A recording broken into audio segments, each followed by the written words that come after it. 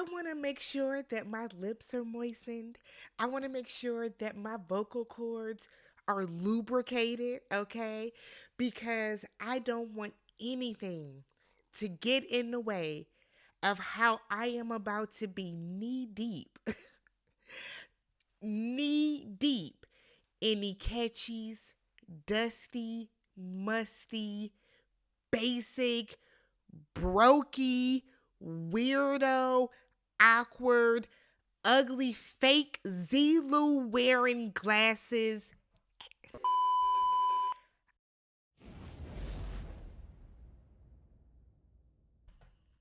What's up, everybody? Welcome and welcome back to the channel. I'm Tammy. This is Tammy Talks. We are here today to talk about, let me get my mouse over here, y'all. We are here today to talk Married at First Sight Season 18, Episode 14, Lies, Lies, Lies. Tonight shouldn't have happened. So many things disturbed me. Okay. If you guys are brand new to the channel or you have been watching me the past 13 episodes and you have not yet subscribed to the channel, do me a favor. Okay. It's right here. Subscribe to the channel, thumbs up the video. Subscribe to the channel, y'all. Thumbs up the video. Let's get 1,000 likes. We've been doing good with the 1,000 likes.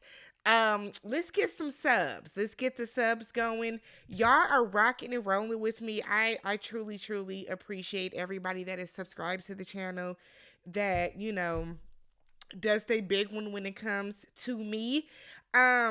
If you have not yet subscribed to the channel, I'm talking directly to you. Hit that subscribe button. Y'all know why, because Love is Blind is back next week, and y'all want to be ready for when I come back, all right? Let's go ahead and get into the show. Carla and Juan, okay? So, Carla and Juancho, all right? So, they're meeting up with Leslie. Leslie is Carla's intuitive healer. She's a tarot reader, okay? So, she tells them that they are soulmates. I said, Miss Mamas, I don't know what Netflix paid, or not Netflix, I don't know what Lifetime paid you, but okay. But I don't think that they are, I do not think that they are soulmates. I don't. I mean, Juan don't even really like her ass. If we gonna keep it a buck, Juan don't like her. Juan doesn't like her. But you know what? Let's keep the party going, okay? So while they're out with this intuitive tarot reader, and she's reading all the cards, after she said, I think you guys are soulmates, Juan was like, yeah, because you know what, Juan doesn't feel that way, because Juan don't like Carla, not like that at least. So then Miss Leslie said that whoever put them together did an amazing job. I said, how much Pastor Kyle and them pay you? Because look, now y'all know, if you've been watching me for a while, I am a very big proponent of feeling that, look, the experts don't make a lot of chaotic mistakes. Every now and again, we get some people that should not have been put together, but a lot of these people on paper, based on what they were asking for, do fit together. It's their personalities that are just trash. But Lifetime paid this lady to say that we're doing an amazing job over here. She then tells Juan that his analytical mind takes over and kind of ruins the chemistry and the natural progression of their relationships. So after she leaves, Juan is like, look, I'm not a fan of tarot readers. Like, that's not my thing. He said, I like to live life on a blank slate. And basically, he doesn't want to go off of the word of a tarot reader and feel that that person is able to tell him what he should and shouldn't do in life. Now, I am not against tarot. I'm not against like psychics or mediums. I feel like if that is your thing, that is your thing.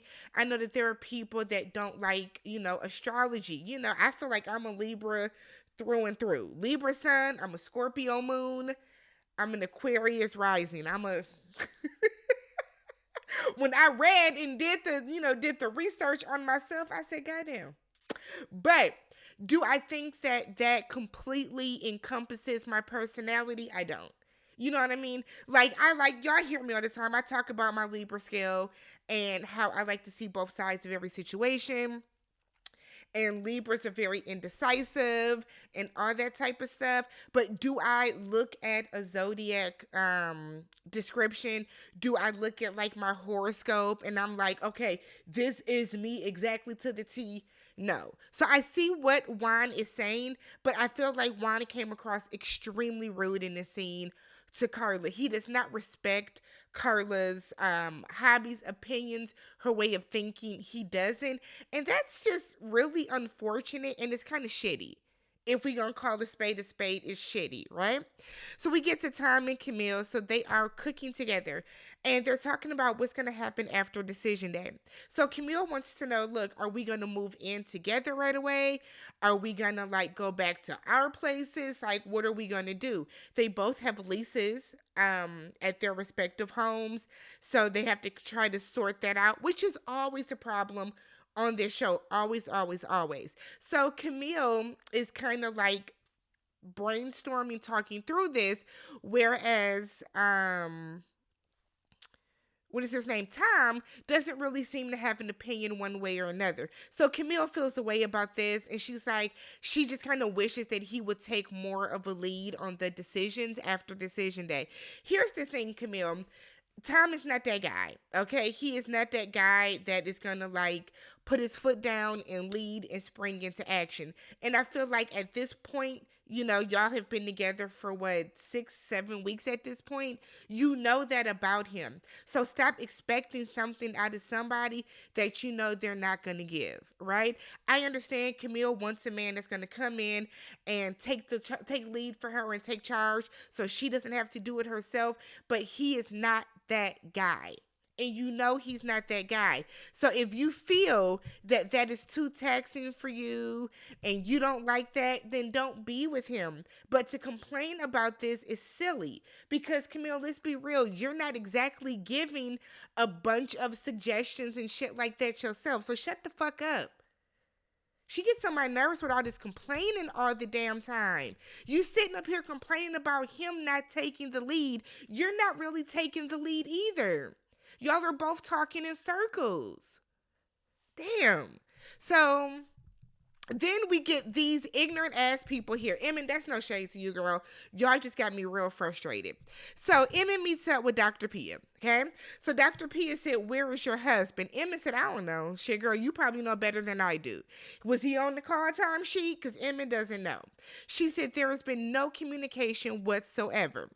Ikechi walks in, does not speak to Emmett, goes right to Dr. Pia, and then sits down. He glances at Emmett, but he doesn't speak to her, right? So Dr. Pia was like, so are you going to greet your wife?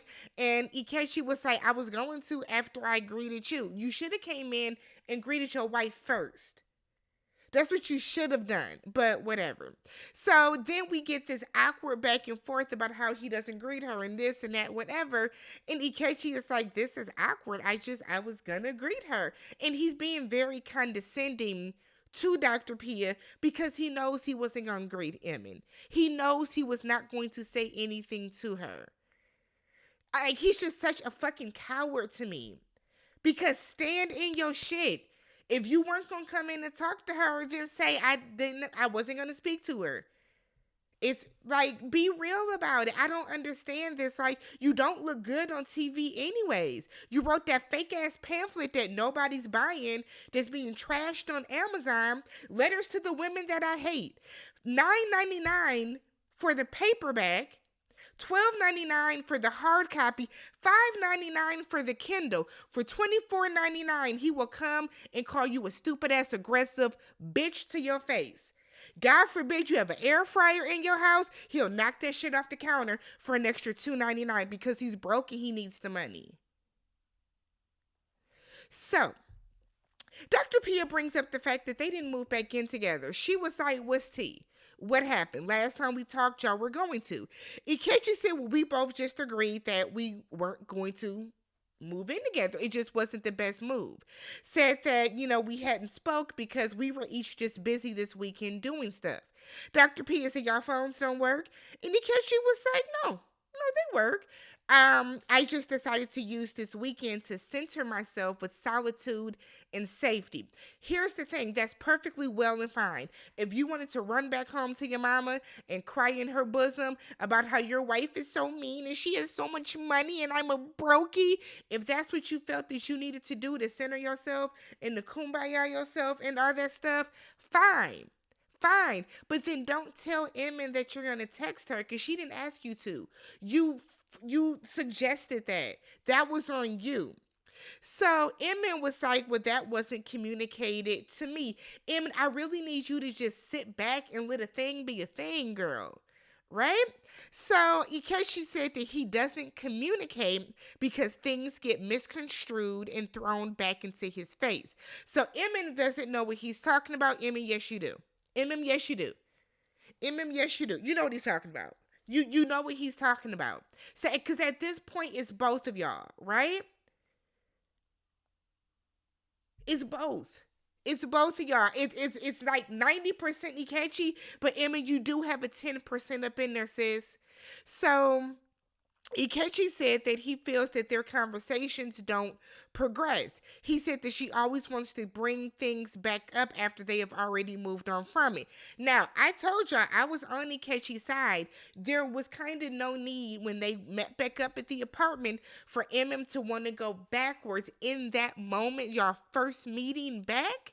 Y'all first time back in that apartment together, there was no need for y'all to go back and rehash the week that he didn't talk to you. I feel like Emmett just kind of misses some social cues sometime. So Emmett then said that there are times where she has to diffuse him.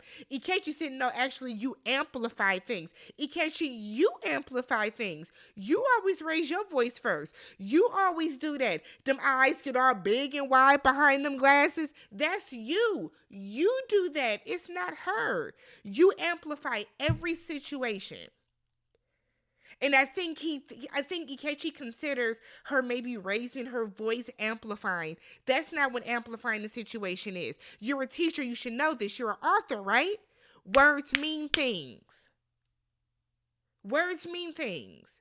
So he then said that she is the queen of passive aggressiveness and that she blows up on him. Ikechi, you're the bitch that's passive aggressive though. Don't do that. Don't do that. Emma does have some passive aggressive tendencies, but nobody is the bigger passive aggressive queen in the house but you. Nobody. So Ikechi said communicating just doesn't feel good to him. My question, my concern is he is a teacher. So if a student is getting on your nerves, if a student is not listening to you, how do you deal with that student when it doesn't feel good to communicate to them? I don't know how anybody could be watching this and know that that is your child's teacher and be okay with this. I would be surprised if he's still teaching, because if this is me and I'm watching this show and I have a teenager or a preteen that I know is under his tutelage, I'm pulling you out of that class because one, he doesn't have empathy. Two, he doesn't have social cues. Three, he's clearly stupid. Four, he is an asshole. How do you talk to your students? How? This is crazy. So it doesn't feel good to me. What? You're an adult. It doesn't feel good for me to cuss you out every week, but here we are. That actually does feel good because I like to get people together. But this is ridiculous. Oh my God. Dr. P said y'all are toxic. I said, well, damn it, Dr. P, you wanted their asses back together. So Dr. P said, look, y'all have not had the opportunity to repair because y'all aren't around each other. So Emma said that the date was the first convo that they had a civil conversation. And Ikechi was like, it was a conversation. Now, I think that Ikechi would have enjoyed that ice cream date better had Emma not said that she wanted to see his mother. Why you want to see that lady, I don't know. I don't know. So Dr. P then said, Ikechi, do you want to be in this marriage? Ikechi said it does not feel like it is a marriage to him. Dr. P said, well, yeah, y'all don't talk. You don't communicate. You don't give each other grace. You don't give each other the benefit of a doubt. Why would it feel like a marriage? Ikechi does not have a want nor a desire to go any further. Emma gets up and she walks away. I said, you bet not be in that bathroom crying. Because Emma, if I'd have heard a tear, a sob, a sniffle, a snort, anything coming out of you through that microphone, I would have laid down on you today. Because at this point, you should not be shocked that he doesn't want to be with you. He has told you. He told you when he called you aggressive. He told you when he called you an asshole. He told you when he got up and walked out on you at the 1-month anniversary dinner. He told you. He told you when he moved out. He told you when he didn't want to move back in. He told you when he went to Houston. He told you when he didn't call.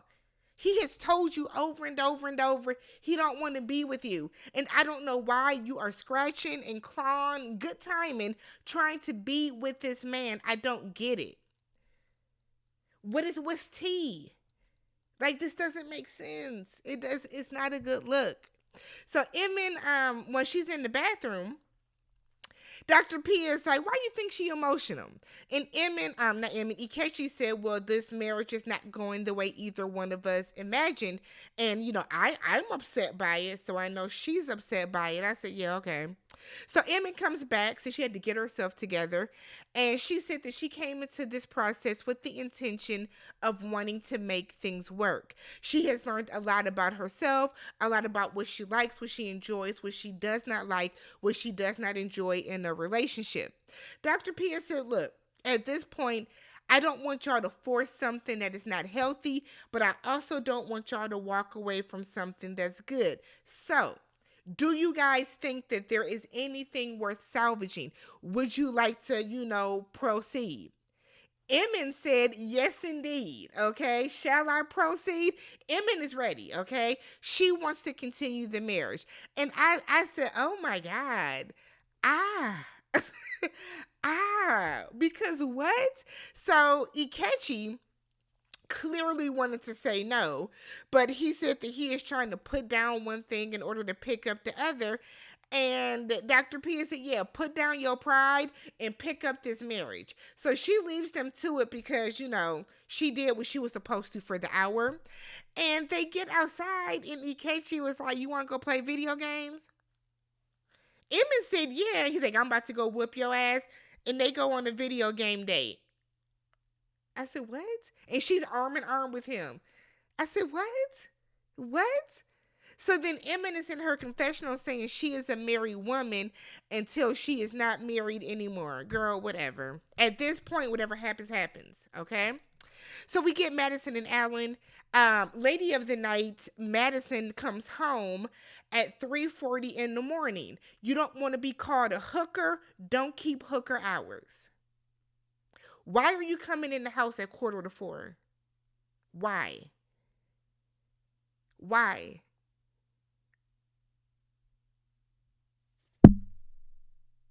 What business do you have at 3:45 that's keeping you out of the house? But you were all but a weep that he said that you gave hooker tease. Is this not hooker tease? You coming in the house, you're tiptoeing with your shoes in your hand, your mascara was probably running, you're drunk, smelling like the bar? Come on, Madison. If you don't want to be called a hooker, don't keep hooker hours. Alan is asleep on the couch the next morning. Madison is like, yeah, it was fun. I bet it was fun. I bet whoring around is fun. Emin and Michelle are out for drinks.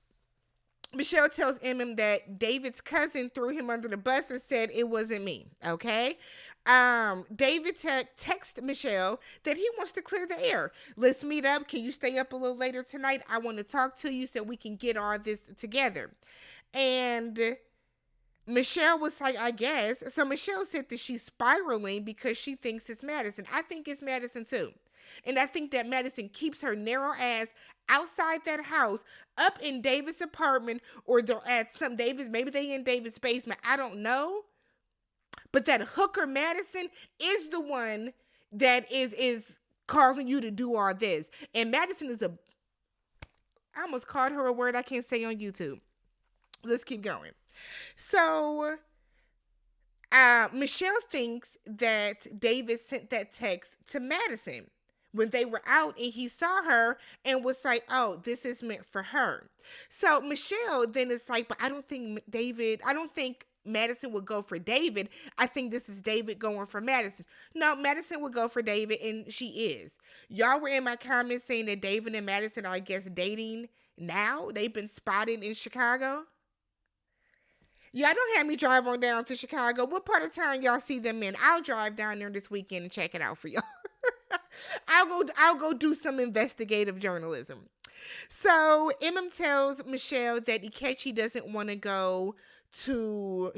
do the marriage anymore.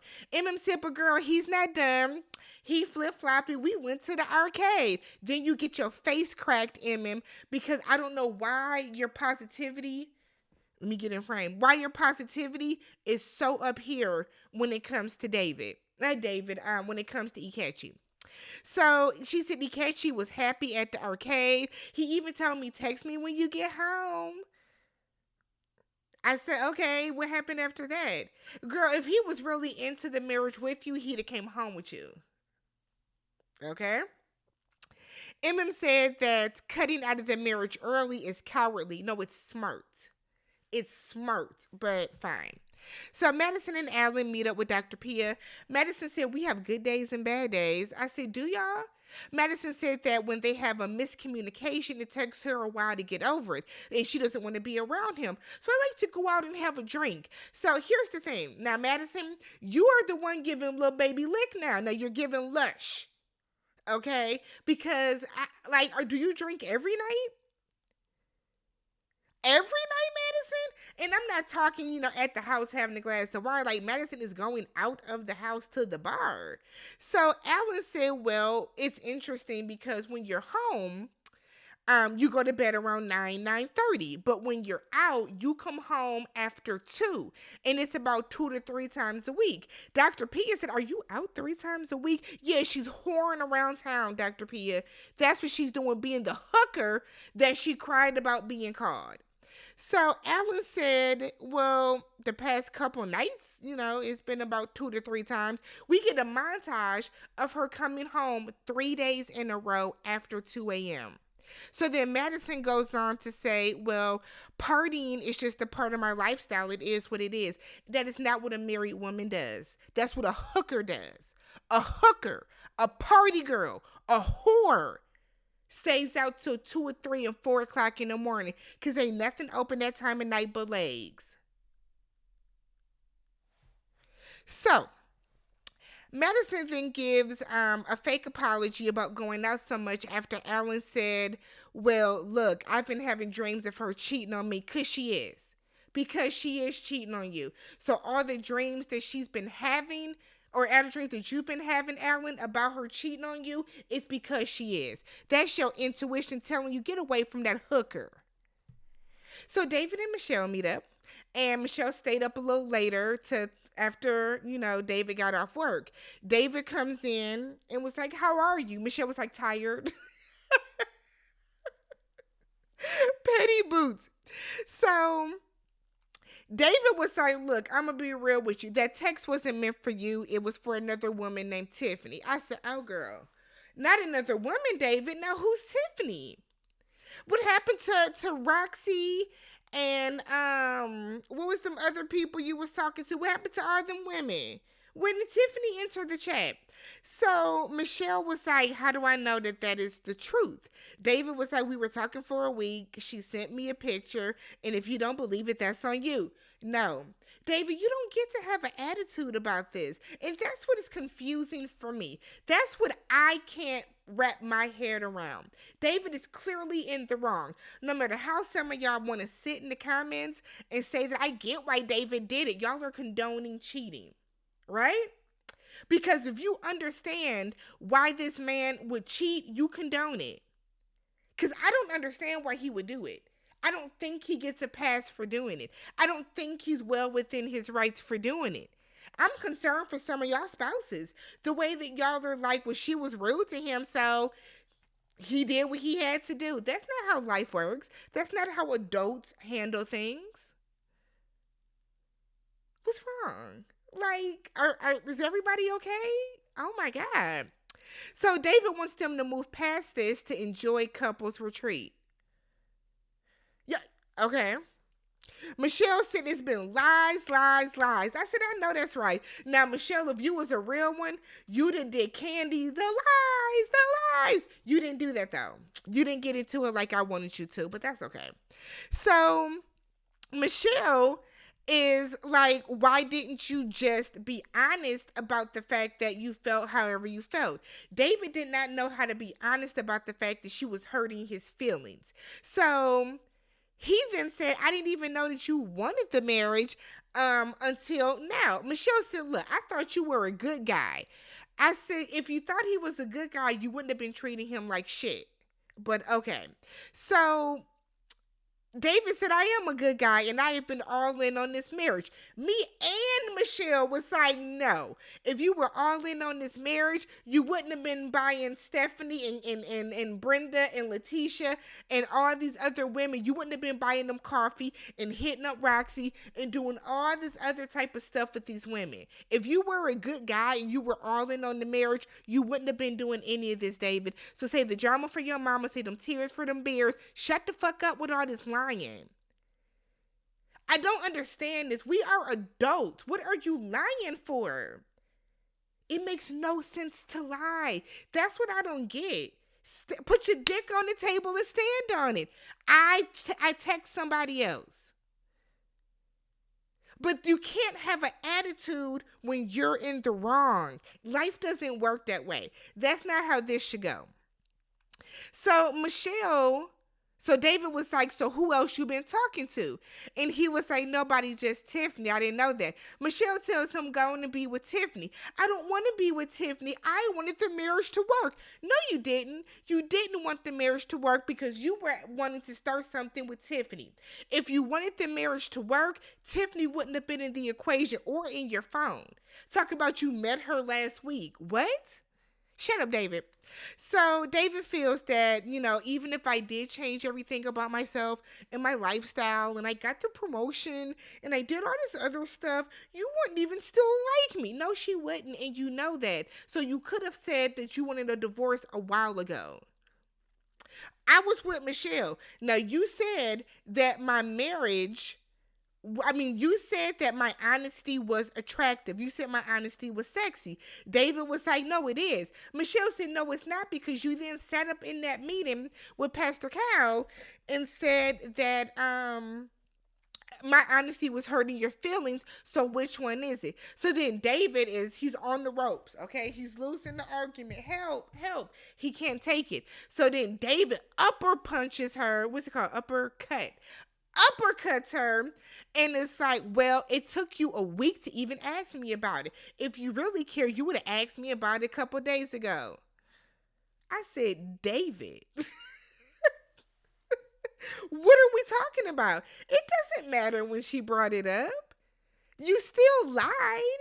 So Michelle said that it don't matter. They agree that they ain't gonna talk about it no more. Michelle gets up because David was like, I'm going to the gym, right? So David walks outside. Production is like, I'm confused. Who is Tiffany? Because production is like, no, we know you sent that to Madison. So David is recanting the story back to production.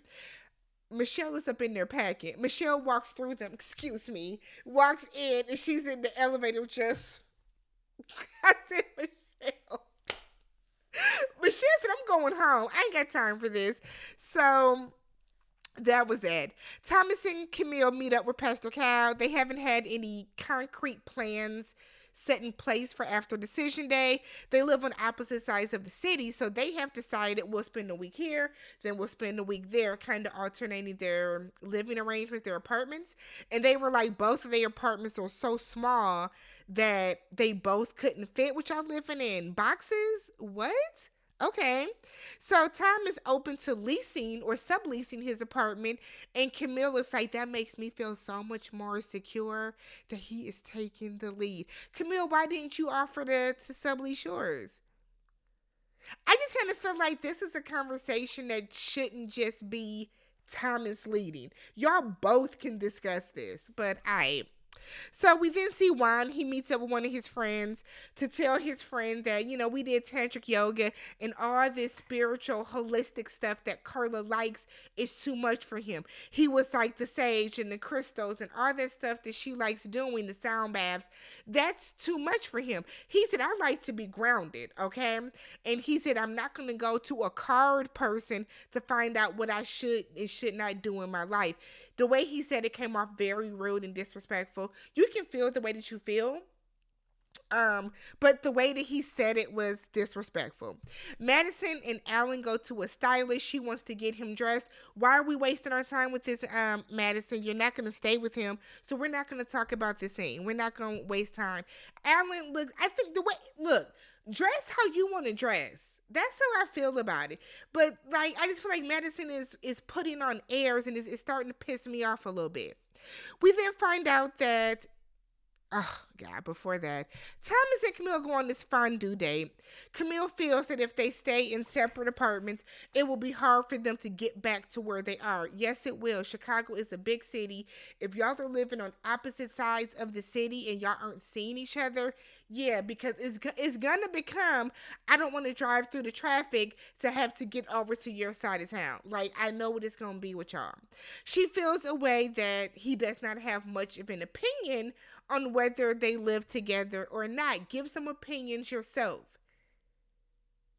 If y'all are each waiting for the other to take the lead, we're not going to get anywhere. So they talk about decision day. And Tom is like, does you being in love have an effect or play a big factor in whether, you say yes or no on decision day? And Camille is like, I'm kind of going back and forth on how I'm going to feel in the moment, or if it's going to be I want to see what happens outside of the cameras and stuff like that. She then is like, what if I look at you and I'm like, that was fun, and then that's it?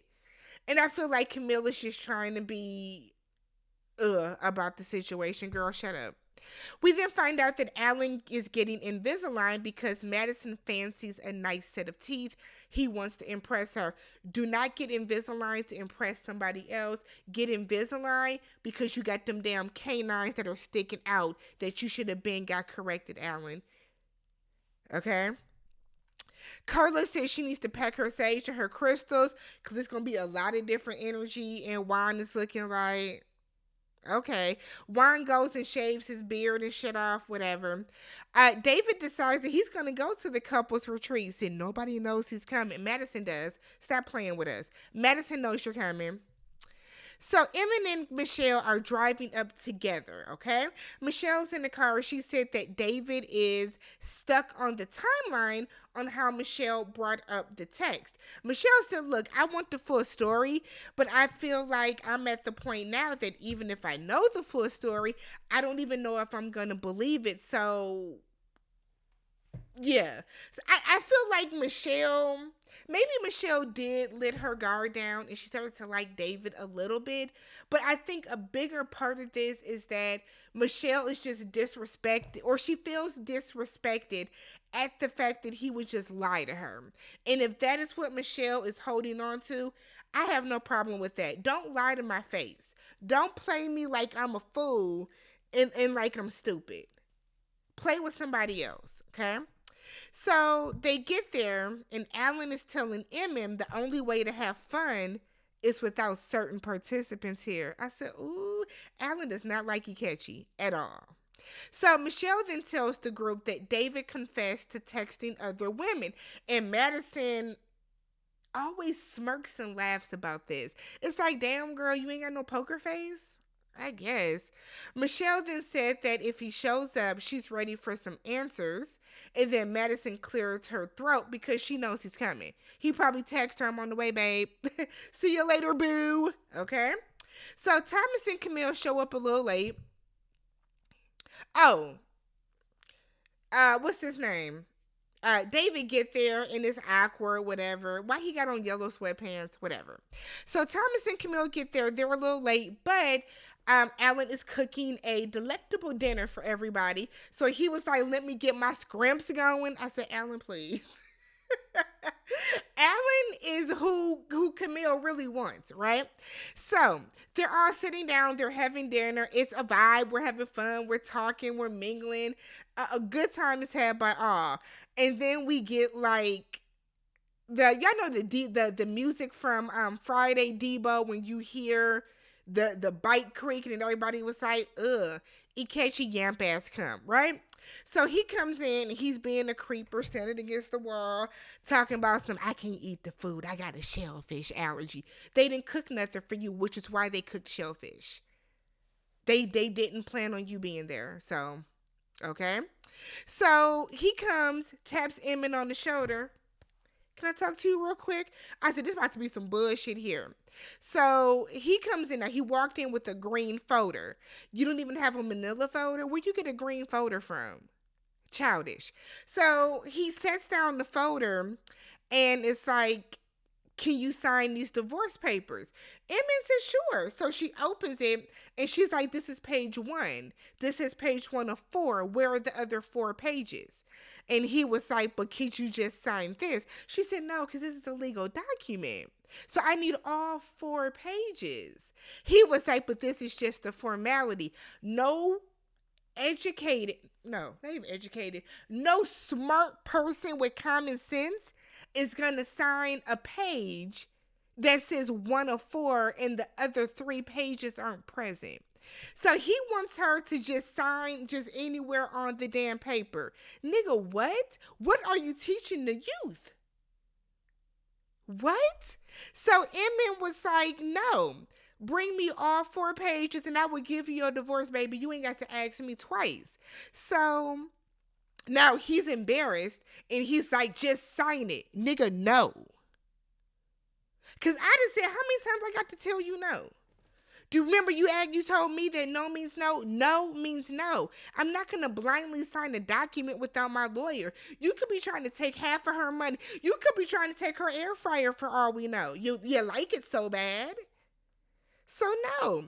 So then he leaves and he's outside. I'm going to sleep so good tonight. Yeah, I bet you will. So Emmett goes back to the group and tells them that Ikechi just came in to give divorce papers. Everybody was like, what? So we get a nice little black girl moment where Emmett is like, he just wanted to embarrass me. Camille was like, and won't. She was like, because I handled my business. Camille, and did. Loved it. Loved it. But like we all know why Ikechi came up there to do that. He wanted to embarrass her. He wanted a moment. He wanted her to blow up and act a fool and give the aggressive, angry black woman that he wanted to peg her as so bad. And the fact that she didn't do that, which is why he looked deflated and defeated and he left. Because you got to be a special type of simple MF to drive out your way at least an hour or 2 in Chicago traffic to give this lady a piece of a form. What a sassy ass little bitch. Like, oh my God. And yes, I called him sassy. That was a sassy thing to do. And then switched his thick ass on out. Whatever. So Juan is like, this just makes me sad because he's a teacher and this is the example that he is setting for kids. And Michelle is like, because he honestly and truly believes he is a victim. He does, because what he did was he built Emmett up to make her think that things were going to change, to give her some hope, just to come and snatch it away from her and be an ass about it.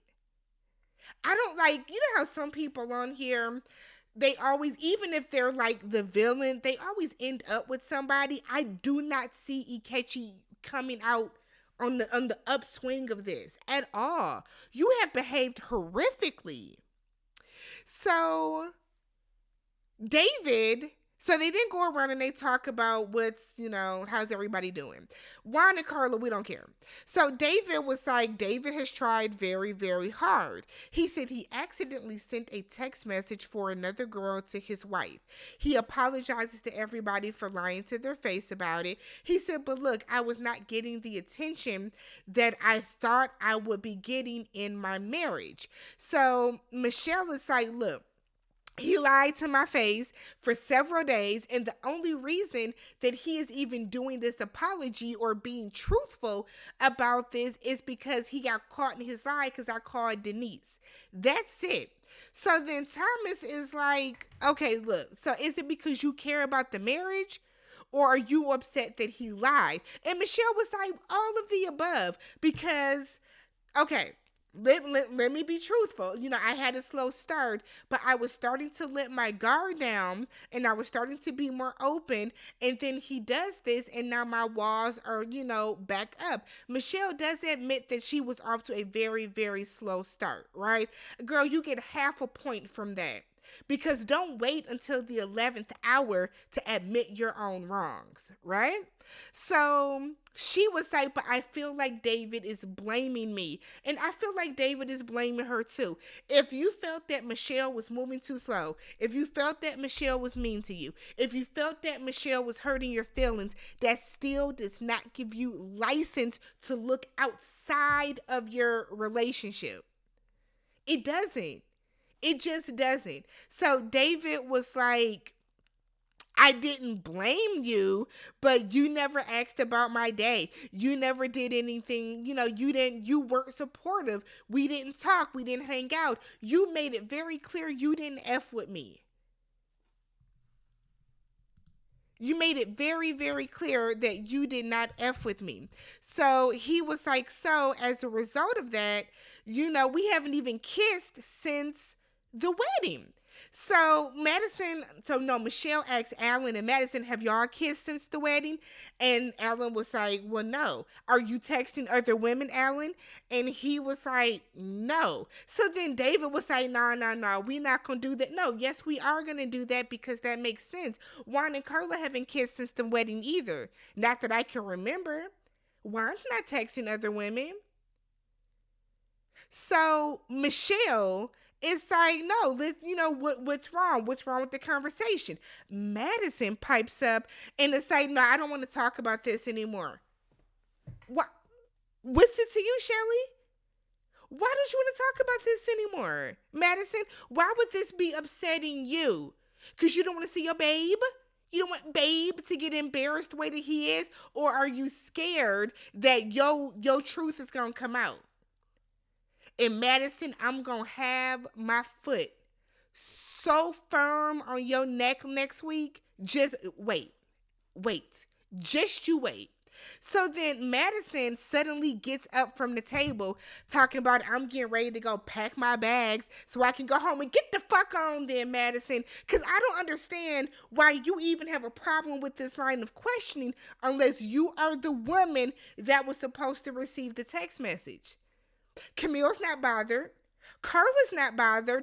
Emmem's not bothered. But you got such a problem with this. Shut up. Let me know what y'all thought about this episode. This was good. Subscribe to the channel. Thumbs up the video. I will catch you guys next week for the shocking conclusion to the couples retreat. Peace.